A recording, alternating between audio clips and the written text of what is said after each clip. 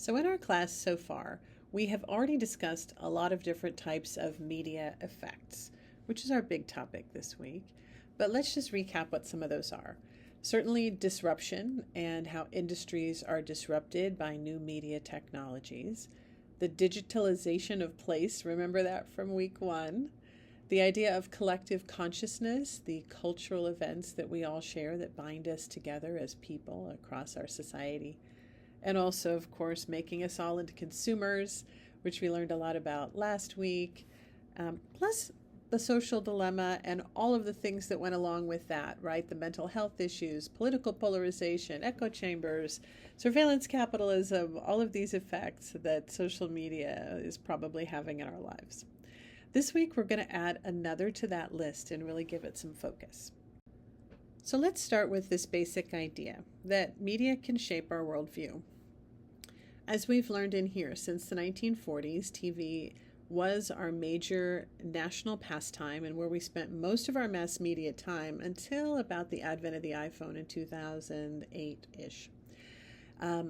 We know that it entertains us, and it also can help shape our views of the world. A scholar from the University of Arizona named Stephanie Troutman, though, argues it has also been a primary source of America's racial education. And I think what she means by that is, even though many of you probably live in Southern California and it's a very diverse community and we're apt to meet people from different backgrounds every day as we walk around and interact here, for a lot of people in the United States, they don't live in particularly diverse communities, or they choose to segregate themselves within diverse cities or towns. And they don't have a lot of contact and understanding of real people and their real experiences. And so the media can substitute for that. And so I think that's what she's talking about, and that's what this lecture and this week is about. It's about the idea of representation and how electronic media and the way that we represent people in media can affect real life. So the theory that is really relevant to this in the media sphere is called cultivation theory.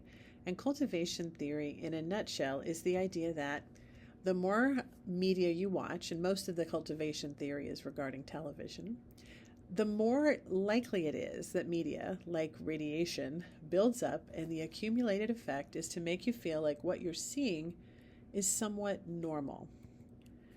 So what you see on screen can become a proxy for part of your memories, a proxy for experiences that audience members haven't actually lived. They can shape our views on people of color and women, and even the way we view ourselves.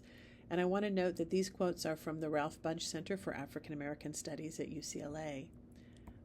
The idea here, the moral argument is self-evident. Stories matter. They affect how we live our lives, how we view other people, and how we think about ourselves.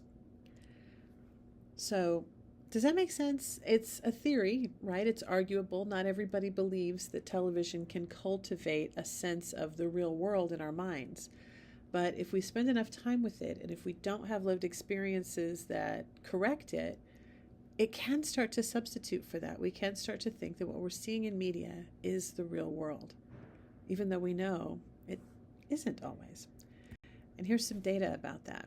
So UC Annenberg's Inclusion Initiative has been tracking things like representation of women, people of color, and LGBTQ individuals in media. So we know that in the period of time they did this study between 2007 and 2019, every time there was a female on screen in a speaking role, there were 2.2 men, right? So very few movies had balanced casts. There's a far greater number of men than women in films, and certainly male leads. Same thing with LGBTQ characters. They are underrepresented compared to actual numbers in reality. And in certain categories, it's really shocking. There were only 12 characters across all the films between 2014 and 2022 who were LGBTQ parents. That's a really low representation, and you can start to think, I wonder what that does to people's minds when they never see content that has LGBTQ people who are also parents. Racial and ethnic groups, while there has been some decrease of white representation, there's still a significant difference in the representation we see of people in color on screen versus what we actually have in our world and in the United States. And especially when it comes to lead characters and lead characters of color, there are very few compared to what we should be experiencing if it was based on reality. The net effect of this is something that George Gerbner calls symbolic annihilation. And it's a strong word, but it's powerful. He says, the absence, condemnation, or trivialization of a particular group of people in the media, especially women and racial minorities, can functionally serve to erase them. It is socially disempowering, and it erases them from public consciousness or puts us in a different mindset with regard to that population.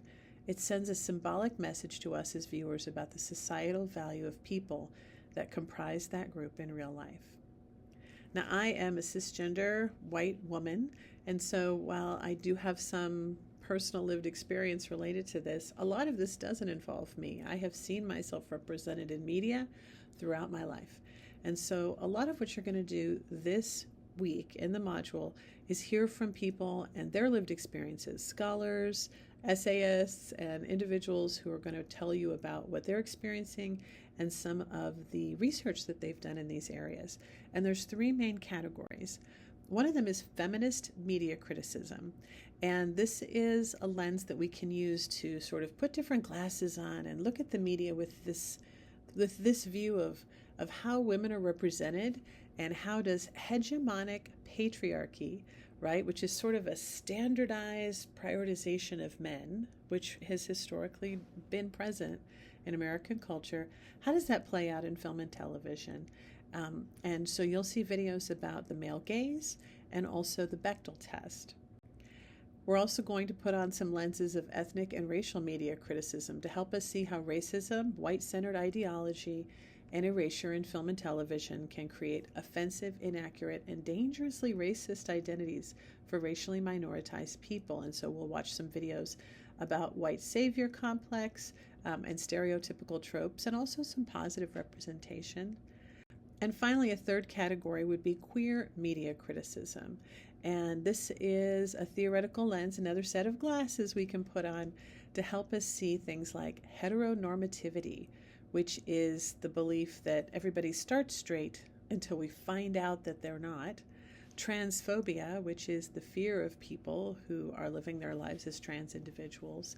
And queer erasure, which is historically just not representing or hiding stories of people who are LGBT in media. You'll also learn a little bit about pink washing, aka rainbow washing, and how advertisers are a part of this conversation.